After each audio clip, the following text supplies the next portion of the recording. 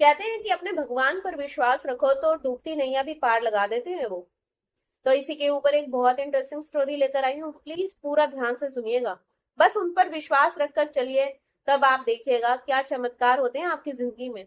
मैं अलीशा आप सबका स्वागत करती हूँ स्पीक यूनिवर्सल पर। इस कहानी में क्या होता है कि एक बारी एक चिड़िया होती है, और वो चिड़िया क्या होता है, हमारी लाइफ में ऐसे बहुत सारे लोग होते हैं जो जिनकी लाइफ में ना कुछ भी हो जाए, कुछ भी, अगर थोड़ा सा भी दुख आ जाता है ना, तो वो क्या करते हैं, भगवान को कोसने लग जाते हैं, पता नहीं भगवान ने ऐसा क्यों किया, पता नहीं भगवान ने ऐसा क्यों किया। अरे रुको, भगवान ने तुम्हारे भले के लिए ही किया है, पर हमें भलाई नजर नहीं आती, हम भगवान को कोसने लग जाते हैं कि भगवान भी आजकल तो रहम है ही नहीं भगवान के मन में, भगवान बहुत कठोर हो गया है, उनसे दुख ही नहीं दिखता, पता नहीं क्या क्या बोलते हैं। तो ऐसी वो चिड़िया थी, उसकी लाइफ में कुछ भी होता था ना, जैसे एक दिन उसे दाना नहीं मिला, पानी नहीं मिला, या कुछ भी प्रॉब्लम होती थी, वो हमेशा भगवान को कोसने लग जाती थी, पता नहीं मुझे ऐसी जिंदगी क्यों दी है, भगवान को तो मेरे पे तरस ही नहीं आता, पता नहीं क्या क्या। तो उसकी लाइफ में से ना कभी प्रॉब्लम गई ही नहीं, क्योंकि उसका हर टाइम रोना ही नहीं खत्म होता था, शिकायतें ही नहीं खत्म होती थी। कभी उसने अपने जीवन में ये नहीं कहा कि हाँ भगवान ने उसे एक अच्छी जिंदगी दी है, कभी नहीं कहा। जब जिस दिन उसे दाना मिलता था, कभी उसने ये नहीं कहा कि आज मुझे भगवान ने दाना दे दिया। लेकिन हाँ, जिस दिन कोई प्रॉब्लम आती थी वो जरूर कोसती थी, जरूर। तो क्या होता है, उसकी लाइफ में ना प्रॉब्लम्स कभी नहीं खत्म होती, कभी नहीं खत्म होती। एक दिन क्या होता है, वो उठती है तो दाने की तलाश में इधर उधर भटकती है, उसे दाना कहीं भी नजर नहीं आता। वो एक तार पर बैठ जाती है, तार पे बैठती है, उसको करंट लग जाता है, और वो करंट लगते ही वो नीचे गिर जाती है, उसके पंख भी कट जाते हैं, बिल्कुल अधमरी हो जाती है, ना तो मरने की उसमें होती है, ना ही वो जी पाती है। तो वो ना उस टाइम भी ना ये सोच रही है कि मेरी मदद करो, मुझे बचा लो। तो ना ऊपर से ना गुरुड़ महाराज जी जा रहे होते हैं, वो देख रहे होते हैं। तो वो आते हैं, वो कहते हैं कि आपकी इतनी बुरी हालत कैसे हुई। वो कहती है, वो ना उनके आगे भी ना भगवान जी को ही कोसने लग जाती है, कहती है कि भगवान को तो तरस ही नहीं आता, ये सब भगवान ने किया है, भगवान ने मेरी लाइफ में इतनी प्रॉब्लम्स इतने दुख दिए हैं, बोलती ही रहती है। तो गुरु महाराज जी कहते हैं नहीं, ऐसा बिल्कुल भी नहीं है, मैं जाकर भगवान जी से बात करूंगा।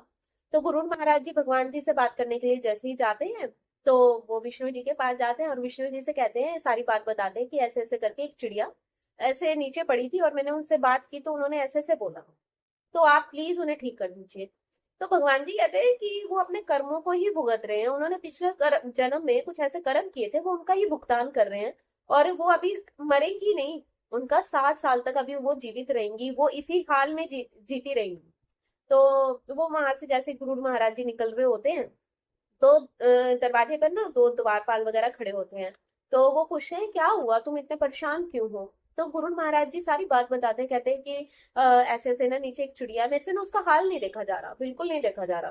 तो वो जो द्वारपाल होते हैं ना, वो कहते हैं कि अच्छा, तो एक काम करो, उनको ना एक मंत्र देना जाकर। वो कहते क्या, कहते उनको बोलना कि वो जिस भी हालात में हो ना, वो हमेशा भगवान का शुक्रिया करे।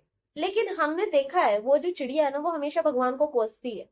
उसको बोलो कोसना बंद करे, और वो जिस भी हाल में हो ना, वो हमेशा ये वर्ड बोले अपने मुंह से कि भगवान तेरा शुक्रिया, बस। बाकी सब भगवान जी अपने आप ठीक कर देंगे। गुरु गुरु महाराज जी कहते हैं कि अच्छा ऐसी बात है तो मैं जाकर जरूर बोलूंगा। वो नीचे जाते हैं और वो चिड़ियों को सारी बात बताते हैं और उनको कहते हैं कि तुम जिस भी हालात में रहो, बस अपने मुंह से हमेशा ये चीज बोलना कि भगवान तेरा शुक्रिया। तो चिड़िया सुन लेती है, चिड़िया के पास कोई और ऑप्शन तो होता ही नहीं है, मरने के हालात में होती है वो, ना तो वो जी पाती, ना वो सही से खड़ी हो पाती, तो उसके पास कोई ऑप्शन नहीं होता। वो इस चीज को समझती है और मान भी लेती है। उसी टाइम से वो ना ये चीज कहने स्टार्ट कर देती है, भगवान तेरा शुक्रिया, भगवान तेरा शुक्रिया, भगवान तेरा शुक्रिया। वो जितनी सांस लेती है ना, वो हर एक सांस में यही बात बोलती है, भगवान तेरा शुक्रिया, भगवान तेरा शुक्रिया। तो 7 दिन के बाद गुरु महाराज जी ऊपर से जा रहे होते हैं, वो देखते हैं कि वो चिड़िया नदी के पास बैठकर जल पी रही होती है, और उसके छोटे छोटे पंख भी निकल आते हैं। तो वो आते हैं नीचे, वो बोलते हैं कि क्या बात है, मतलब कि तुम तो बड़ी जल्दी ठीक सी होगी हो, अब तो बड़ी सही लग रही हो। तो वो कहती है हाँ पता नहीं कैसे, मतलब आप मुझे जैसे बोल के गए थे, मैं तो सिर्फ वही चीज बोल रही थी, ना मुझे भूख लगी, ना मुझे, मतलब मेरे शरीर में से दर्द भी खत्म होते चला गया, मैं ये वर्ड बोलती रही, तो मेरे शरीर में अपने आप ही एनर्जी आई, हिम्मत आई। कहते हैं और आज मैं ठीक। तो गुरु महाराज जी खुश होकर ऊपर जाते हैं, और ऊपर जाकर वहीं द्वारपाल खड़े होते हैं, उनके पास ही जैसे अंदर जाने के लिए जाते हैं तो द्वारपाल बोलते हैं कि अच्छा, तो वो अब चिड़िया ठीक है। तो वो कहते हैं हाँ, जो आपने मेरे को बोला था ना बोलने के लिए, मैंने उससे बोला और वो अब ठीक है। तो कहते हैं कि आप मतलब ऐसा क्या हुआ कि 7 साल की सजा 7 दिन में ही ठीक हो गई।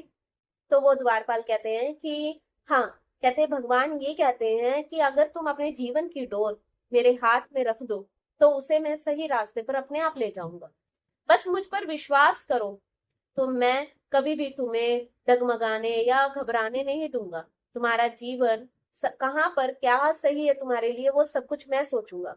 लेकिन अगर बार बार भगवान को ही कोसते रहेंगे तो भगवान जी भी कहेंगे कि इसको तो आदत ही है, मैं इसको कितना मर्जी दे लूं पर इसका कभी पेट ही नहीं भरेगा। कहते हैं जो जिस भी हालात में भगवान ने आपको रखा है हमेशा उनका शुक्रिया करो, तो भगवान आपके लिए और अच्छा ही करेंगे। वो कभी भी अपने भक्त को निराश नहीं देख सकते, वो कभी भी अपने भक्त को रोते हुए नहीं देख सकते, वो कभी भी अपने भक्त को परेशानी में कभी नहीं देख सकते।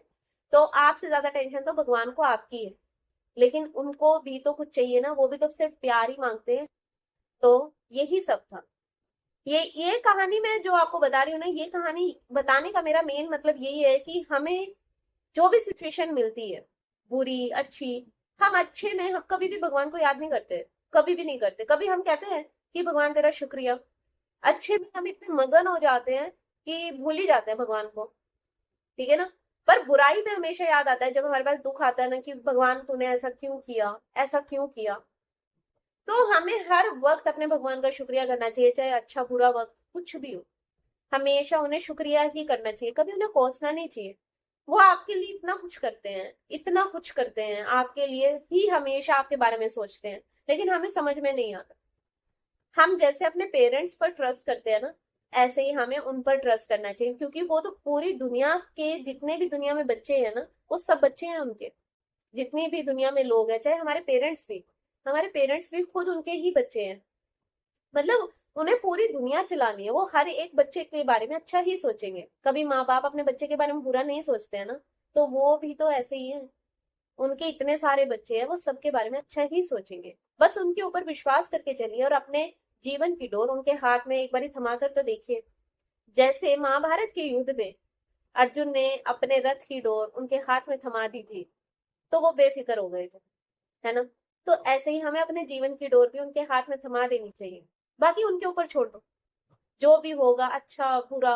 क्योंकि महाभारत में अर्जुन को भी तो कितने दुख देखने पड़े, पर कभी भी उन्होंने भगवान कृष्ण जी को कभी भी उन्होंने कसूरवार नहीं ठहराया, कभी भी नहीं। हमेशा भगवान जी का शुक्रिया करिए, हालात चाहे कुछ भी हो। आई होप आपको ये वीडियो पसंद आई होगी, तो प्लीज मेरे चैनल को लाइक और सब्सक्राइब कीजिए, ताकि ऐसी ही बहुत सारी वीडियोस मैं आप सबके लिए लेकर आती रहूं।